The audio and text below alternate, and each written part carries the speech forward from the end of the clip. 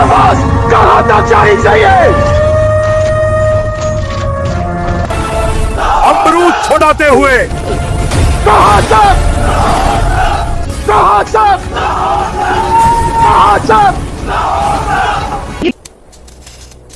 आप क्या हाल चाल? बॉडी 2 का टीजर आ गया है। कहा तो इस फिल्म की अनाउंसमेंट पर हमने इस चैनल पर बात की थी और आज देखिए फिल्म बनकर तैयार होगी, टीजर भी आ गया।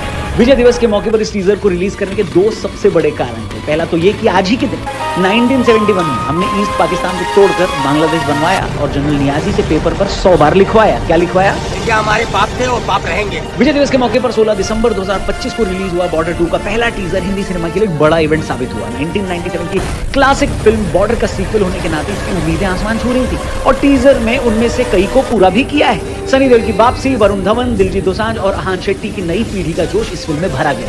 1971 के भारत पाक वॉर के बैकग्राउंड पर बेस्ड इस फिल्म में भी देशभक्ति वाला वही एंगल है जिसको लेकर ऐसी फिल्में बनाई जाती है। इससे पहले वाले पार्ट में बनी बॉर्डर फिल्म लोंगेवाला की लड़ाई पर आधारित थी जो उसी 1971 युद्ध का हिस्सा थी। इस सीक्वल में भी 1971 का ही वॉर है लेकिन अब स्केल बड़ा है, मतलब माल वही पैकेट नहीं। आर्मी, एयरफोर्स और नेवी इस बार तीनों की ही कहानियां दिखाई गई हैं। मेकर्स ने टीजर लॉन्च को काफी ग्रैंड बनाया। मुंबई में वॉर जोन जैसा सेटअप, मिलिट्री प्रॉप्स का म्यूजियम और पूरी कास्ट की पहली पब्लिक अपीयरेंस देखने को मिली जहां सनी देओल खुद अपने किरदार के लुक में वरुण और अहान के साथ पहुंचे। ये सिर्फ प्रमोशन नहीं था बल्कि इसे भारतीय सैनिकों को ट्रिब्यूट की तरह ऑर्गेनाइज किया गया था। फिल्म 23 जनवरी 2026 को रिपब्लिक डे वीकेंड पर रिलीज होने वाली है। फिल्म का एक डायलॉग की आवाज कहां तक जानी चाहिए और कोरस में एक साथ रिप्लाई लाहौर तक। बनाने वाले को ये पहले दिन से पता था कि इसमें कौन से इमोशंस छूने हैं। तुम जहां से भी घुसने की कोशिश करोगे, आसमान से, जमीन से, समंदर से, सामने एक हिंदुस्तानी फौजी को खड़ा पाओगे जो आंखों में आंखें डालकर सीना ठोक कर कहेगा हिम्मत है तो आ, ये खड़ा है हिंदुस्तान।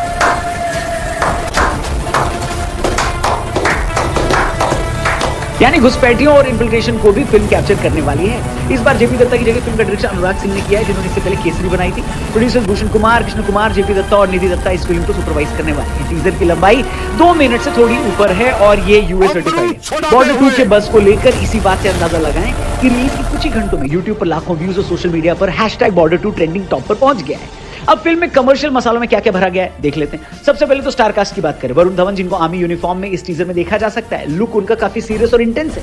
इस फिल्म में उनको इंडियन आर्मी को रिप्रेजेंट करते हुए दिखाया गया है। साथ ही दिलजीत दोसांझ जो कि एयरफोर्स के अफसर दिख रहे हैं। टीजर में वो कॉकपिट से उड़ान भरते हुए देखे गए हैं। वहीं अहान शेट्टी इस बार नेवी के सिपाही बनकर आए हैं। कई रिपोर्ट्स में इस बात को बताया गया है कि उनका कैरेक्टर बॉर्डर फिल्म में उनके पिता सुनील शेट्टी के कैरेक्टर से कनेक्टेड है। वैसे ये फिल्म की जनरेशनल लेगेसी को भी ऑनर करने की कोई प्लानिंग हो सकती है, लेकिन इस पूरी फिल्म का असली मसाला सनी देओल है जो पिछली फिल्म की तरह मेजर कुलदीप सिंह चंदपुरी के रोल में लौटे हैं। वे आइकॉनिक गन कंधे पर उठाए दिखते हैं। याद करिए कि ठीक बॉर्डर पार्ट 1 के पोस्टर में भी उनका यही लुक था। पूरी फिल्म का टीजर नॉस्टैल्जिया पर खेल रहा है। हिंदुस्तान मेरी जान का वो पॉपुलर गाना बैकग्राउंड में थोड़ा बजता हुआ आपको सुनाई देगा। मेकर्स ने ऐसी कोई चीज नहीं छोड़ी है जो लोगों को बॉर्डर की याद न दिलाए। वहीं इसमें मोना सिंह, सोनम बाजवा, मेधा राणा और बाकी एक्ट्रेस घर पर इंतजार करती दिखती है। ये वॉर ड्रामा को एक बैलेंस देता है। मगर मेरा सवाल जो बहुत जरूरी है वो ये कि बॉर्डर 2 की जरूरत क्या थी? देखिए, अगर बॉर्डर 2 को कहानी और प्रेजेंटेशन के मामले में बॉर्डर जैसा ही बनाना था तो ये कोई फिल्म की मोटिवेशन नहीं ना होती।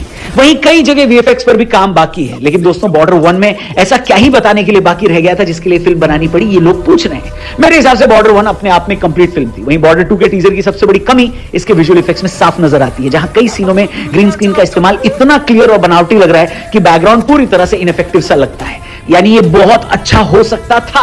एक्शन सीक्वेंस, चॉपिंग, एडिटिंग और स्लैगिश इफेक्ट्स से अफेक्टेड लगते हैं जो कि पुराने जमाने की याद दिलाते हैं। 2026 की एक बड़ी बजट वॉर फिल्म के लिए बिल्कुल ठीक नहीं लगता।